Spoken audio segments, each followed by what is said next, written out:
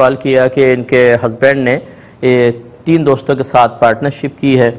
اور کوئی spare parts کی پارٹنرشپ تھی، اس میں پیسہ انویسٹ کیا ہے، کمپنی کھولی ہے سمجھ لیجئے۔ اب یہ انکشاف ہوا کہ ان میں سے کچھ 1-2 ایسے ہیں کہ جو چوری شدہ اسپیئر پارٹس خرید کر اور وہ بیچ رہے ہیں، تو کیا حکم شرع ہوگا، کیا کیا جائے، کیونکہ یہ چوری کا مال تو خریدنا بیچنا ناجائز ہے۔ تو بالکل دیکھیں، چوری کے مال پر بیع واقع ہوگی ہی نہیں، یہ اچھی طرح یاد رکھیں۔ یعنی اگر کوئی کمپیوٹر وغیرہ جیسے لا کر چوری کا بیچتا ہے یا موبائل بیچتا ہے اور آپ اسے خریدتے ہیں تو یہ خرید و فروخت اس پر ہوگی ہی نہیں، کیونکہ وہ اس کا مال نہیں ہے۔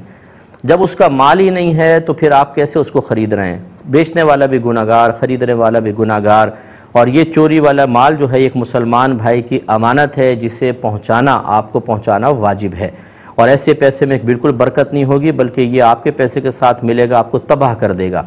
اس لیے ایسے جو پارٹنرز ہیں انہیں سختی کے ساتھ منع کیا جائے، اگر وہ باز نہ آئیں تو انہیں کمپنی سے باہر نکال دیا جائے، یا پھر اگر وہ لوگ باز نہ آئیں اور وہ طاقتور ہوں تو اپنا پیسہ لے کر باہر نکل جائیں اور اس قسم کے کسی بھی پارٹنرشپ میں شریک نہ ہوں۔